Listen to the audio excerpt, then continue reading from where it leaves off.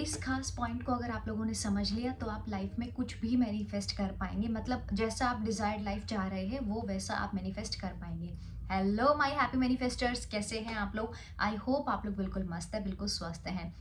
Limiting beliefs को कैसे break करें, लिमिटिंग बिलीव्स को कैसे तोड़ें, जो भी आपको आगे बढ़ने से रोक रहे हैं ऐसे सारे विचारों को अपनी प्रोग्रामिंग से कैसे डिलीट करें, ये आज की वीडियो में आप लोगों को मैं बताने वाली हूँ। तो आप लोगों को बहुत अच्छे से समझना है, हर एक खास पॉइंट को, हर एक मैजिकल पॉइंट को आप लोगों को नोट करना है। आज से और अभी से इसके ऊपर में काम करना स्टार्ट करना है, क्योंकि अब और ज़्यादा देर हम नहीं कर सकते हैं। जब चीज़ों के बारे में आपको पता चल जाए तब से आप उस चीज़ की शुरुआत करना स्टार्ट कर दें, वो चीज़ को अपनी लाइफ में अप्लाई करना शुरू कर दें। सबसे पहले ये समझना बहुत ज़रूरी है कि जब आप लिमिटिंग बिलीफ की बात कर रहे होते हैं तो ये लिमिटिंग बिलीफ किस टाइप का है। मतलब कि लिमिटिंग बिलीफ दो टाइप के होते हैं। एक होता है कोर लिमिटिंग बिलीफ की अब ये बहुत हार्ड बन चुका है, इसको रिलीज करने में आपको समय लग रहा है। दूसरी तरफ में जो लिमिटिंग बिलीफ है वो है फ्लेक्सिबल वाला। मतलब कि वो आप चेंज कर सकते हैं, वो अभी कुछ ही टाइम से वो बना है, वो फ्लेक्सिबल बिलीफ है। तो एक बिलीफ ऐसा है जो बहुत ही ज़्यादा स्ट्रांग है, बहुत ही ज़्यादा हार्ड है, मतलब उसको रिलीज करने में टाइम लग रहा है। और दूसरी तरफ में जो लिमिटिंग बिलीफ है वो फ्लेक्सिबल है कि यस यू कैन चेंज। अब ये जो दो टाइप के लिमिटिंग बिलीफ बने हैं ये कैसे बने हैं? तो ये कुछ कारणों की वजह से बने हैं, जिसमें से सबसे जो इम्पॉर्टेंट कारण है वो है आपकी फैमिली। किसी को लेकर के अब गिल्ट में नहीं जाना है, ये चीज़ें सुनने के और समझने के बाद में किसी के ऊपर में मतलब ये नहीं करना है कि इसकी वजह से मेरी लाइफ में ऐसा हो रहा है। बस अब ये है कि समझ में आ रहा है तो अब अप्लाई करना शुरू कर दें, स्टार्ट कर दें। तो मैंने बोला कि फैमिली इसका एक बहुत बड़ा कॉज बन सकती है कि फैमिली ने आपको वो ट्रांसफ़र किया है। तो फैमिली ट्रांसफर्ड बिलीफ होते हैं जो कि बहुत हार्ड कोर हो जाते हैं। जैसे कि मेहनत करना, मेहनत मतलब बहुत एक्स्ट्रा मेहनत करने की मैं बात यहाँ पर कर रही हूँ। सोसाइटी को लेकर वो अपने बच्चे को जज कर रहे हैं, या मनी को लेकर के आपको कोई ब्लॉकेज दे रहे हैं, या मैरिज को लेकर के आपको ब्लॉकेज दे रहे हैं कि हमारे खानदान में किसी ने भी ऐसा नहीं किया है और फॉर श्योर हम भी नहीं करने वाले हैं। तो ये आपका लिमिटिंग बिलीफ सिस्टम में जो कोर वाला, हार्ड वाला जो लिमिटिंग बिलीफ है वो सेट हो गया है फैमिली की तरफ से।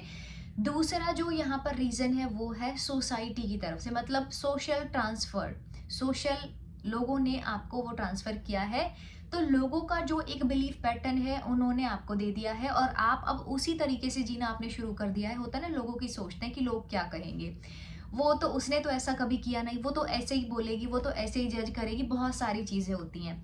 तो लोग जो आपको देते हैं, जो ये सोसाइटी आपको दे रही है, वो वाले जो बिलीफ सिस्टम में आते हैं वो है सोसाइटी ट्रांसफर्ड। उसके बाद में जो तीसरा रीजन है वो है इंटरप्रिटेशन वाले जो होते हैं। इंटरप्रिटेशन मतलब कि फॉर एग्जाम्पल आपके पार्टनर ने कॉल नहीं उठाया, ये बहुत बार मुझे सुनने को मिलता है। पार्टनर ने कॉल नहीं उठाया तो आपका माइंड ना पॉजिटिव सोचने की तरफ में इंटरप्रेट करने लगता है चीज़ों को। कॉल नहीं उठाया, कहाँ बिजी है, थर्ड पार्टी कोई इशू तो नहीं है, इतना कहाँ है, ऑनलाइन है, रिप्लाई नहीं कर रहा है, कुछ काम भी करता हो सकता है वो इंसान, ज़रूरी नहीं है। तो आपने खुद से ये चीज़ को इंटरप्रेट कर लिया है ना।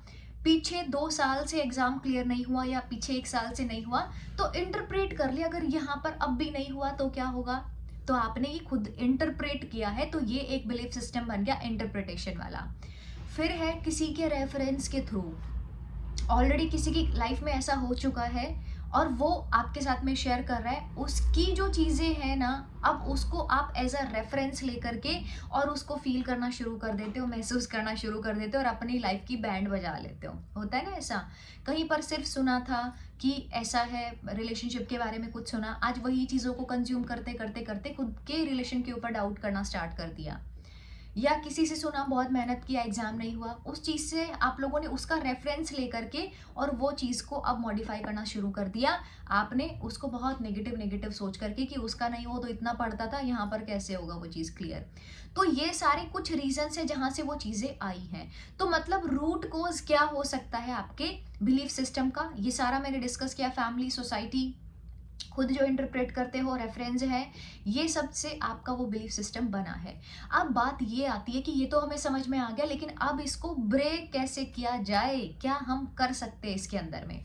तो देखो, जो रूट कोज होता है ना, जो असली जड़ की प्रॉब्लम होती है वो क्या है। किसी ने भी आपको कोई बात बोली या एक थॉट आपके अंदर में आया, ठीक है।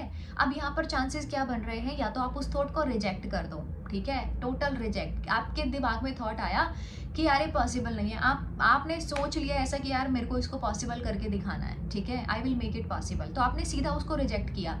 दूसरा है उसको मॉडिफाई करना, मतलब सिर्फ एक छोटा सा ख्याल आया था और आपने उसको इतना घुमा फिरा दिया ना, डिस्टॉर्ट कर दिया, मतलब वो इन्फॉर्मेशन जो आई थी ना आपके माइंड में, उसको पूरा आपने बिल्कुल एक गलत तरीके से अरेंज कर दिया है। मतलब एक थॉट आया कि आज अच्छा, मतलब अच्छा सा नहीं लग रहा है आज, है ना, और ये बात को आपने इतना मतलब डिस्टॉर्ट कर दिया, इतना उस बात को घुमा दिया कि पूरा दिन जो भी कुछ होगा ना, आप नई नई नई नई नई वाली चीज में ही रहने वाले हो।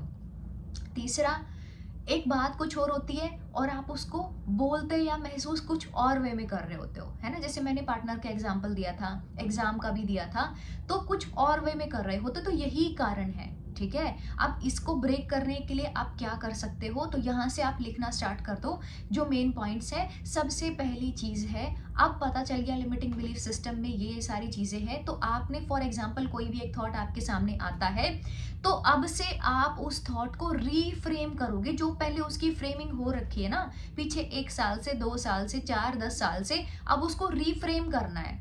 फॉर एग्जाम्पल मनी को लेके आप लोगों को ब्लॉकेज है, तो अब आप बोलते हैं कि यार पैसे का ये नहीं हो रहा है, लैक है, जितनी कमाई नहीं है उतना खर्चा है, बहुत सारी चीजें ना, खुद से आपने बोला। अब आपको ये समझ में आ गया कि मैंने गलत बोला ये चीज, ठीक है, तो आप क्या करोगे, उसको रीफ्रेम कर दोगे।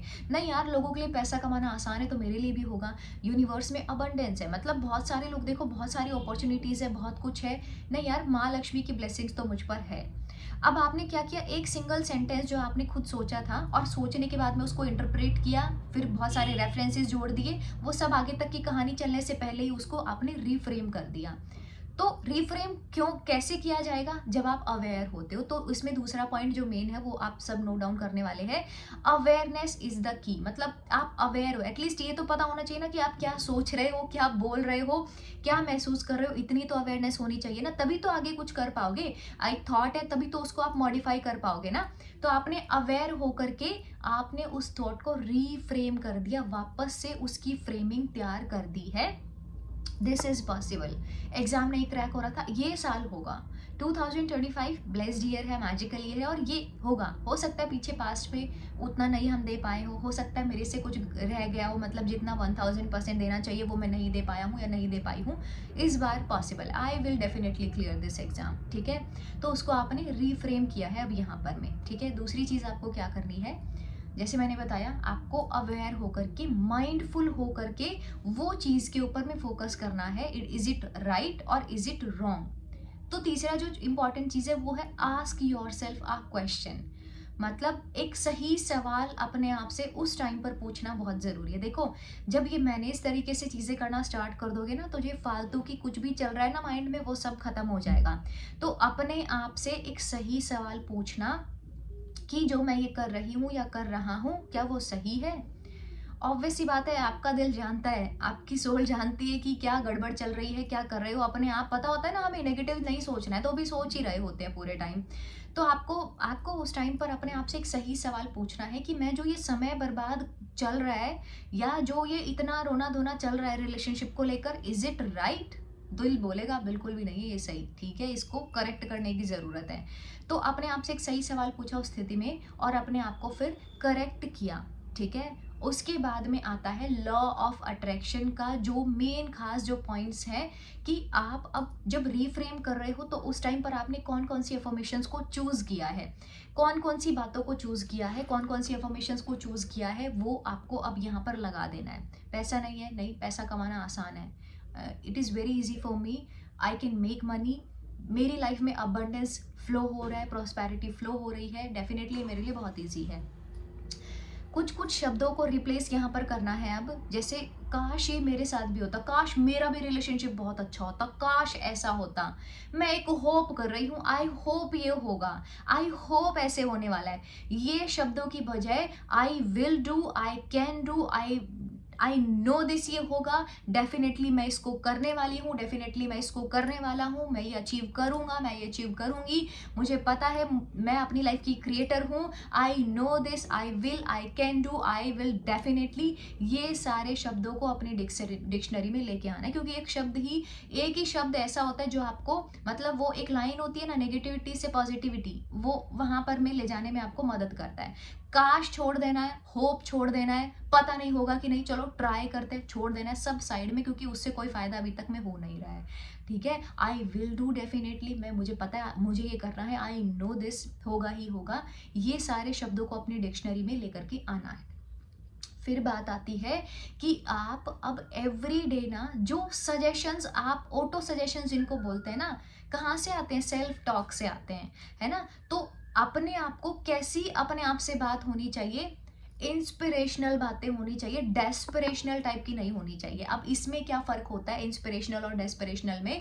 इंस्पिरेशनल मतलब कि आप किसी की स्टोरी से, कि कोई सक्सेस स्टोरी से आप इंस्पायर होकर के आपने एक्शन लेना शुरू कर दिया। डेस्पिरेशनल मीन्स व्हाट? आप डेस्परेट हो रहे हो, बहुत भयंकर वाला डेस्परेशन आपके अंदर में आ गया है, ठीक है, तो वो आपको नेगेटिविटी की तरफ में लेकर के जा रहा होता है। तो आपकी जो सेल्फ टॉक होती है वो इंस्पिरेशनल होनी चाहिए कि या मैं कर पाऊंगी इसको, यस ये मेरे लिए आसान है, रिलेशनशिप मेरा बेटर होना ही है, मैं क्वीन हूँ, I know I am a king, I am a queen, सब मेरी लाइफ में बेटर होना ही है, क्योंकि मैं बहुत भाग्यशाली हूँ, I am so lucky, everything is working out in my favour, सब कुछ मेरे फेवर में काम कर रहा है या मेरे फेवर में ही काम करेगा, आई नो दिस।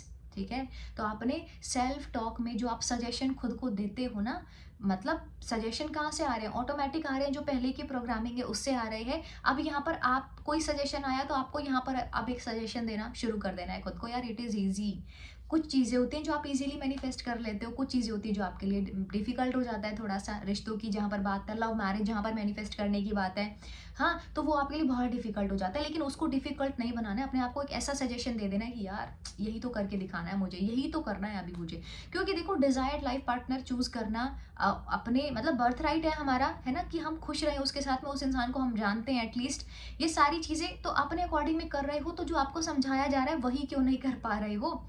इतना भी मुश्किल नहीं है पुराने लिमिटिंग बिलीव्स को निकालना। लेकिन जैसे जैसे मैंने बताया ना, फ्रेम करो, स्विच वर्ड्स, जो यहाँ पर वर्ड्स शब्दों का इस्तेमाल कर रहे हो वो यहाँ पर अब ये वाले शब्दों को ऐड करना है, अफर्मेशंस को, माइंडफुल होकर के, अवेयर होकर के चीज़ों पर काम करना स्टार्ट करना है। ये सारे पॉइंट्स को दिमाग में रखना है। और डेफिनेटली वीडियो आपको बहुत अच्छी लग रही है तो लाइक ज़रूर करना है वीडियो को, चैनल को सब्सक्राइब करना है। ये सारे पॉइंट्स को अपने माइंड में रखते हुए आज से और अभी से काम करना स्टार्ट कर दो।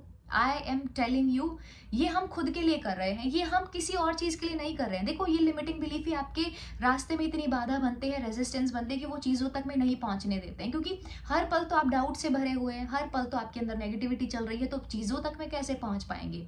बीच में जो ये रास्ता, उसको क्रॉस करने के लिए तो अपने आप पर काम करना बहुत ज़रूरी है। और ये काम तभी पॉसिबल है जब हर एक पॉइंट को पकड़ करके और उसके ऊपर काम करना स्टार्ट करते हैं। एक बच्चे जैसा है हमारा माइंड, अगर उसको सही समय पर सिखाया जाए कि ऐसे करना है, ऐसे करना है, ये करना है, ऐसा अब ये नेक्स्ट स्टेप होगा, तो वो उस रिदम के अकॉर्डिंग चलने लगता है। और एक जैसे बच्चा, उसको कुछ ना सिखाए माँ, फैमिली मेम्बर्स, तो वो बच्चा कहीं पर भी कुछ भी करता है, होता है ना ऐसा। तो इसलिए ट्रेन करना अपने आप को बहुत ज़रूरी है, बहुत ज़रूरी है।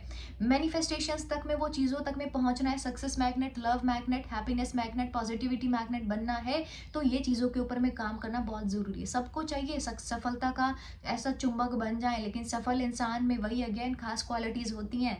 लव मैग्नेट में बहुत खास क्वालिटीज़ होती है, वो खुद को बहुत प्यार करते हैं। तो कहाँ है वो आपकी खास क्वालिटीज़? तो अपने ऊपर काम करना शुरू करो, थोड़ा थोड़ा, जब होता है ना एक एक बूंद से घड़ा भर रहा है यहाँ पर, तो हर रोज उसमें पॉजिटिविटी ऐड करना शुरू करो, देखोगे ना आपका बेस्ट वर्जन रेडी हो गया है। ठीक है, तो मॉर्निंग सेशंस हमारे नेक्स्ट 1 मार्च से स्टार्ट हो रहे हैं गाइज। आप लोग पूछते हैं कैसे हम स्टार्ट कर सकते हैं। 799 इसकी फीस है, आप लोग ज्वाइन कर सकते हैं। आफ्टर 27 इसकी फीस 999 हो जाएगी। कमिंग बैचेस आप हर मंथ होते हैं ये बैच। 21 डेज की प्रैक्टिस क्लास होती है मॉर्निंग में 5:15 से लेकर के 6:15 तक। आप ज्वाइन करें, देखो बहुत मैजिकल है। वीडियो को लाइक करना है, चैनल को सब्सक्राइब करना है। Thank you so much for watching this video. I love you all.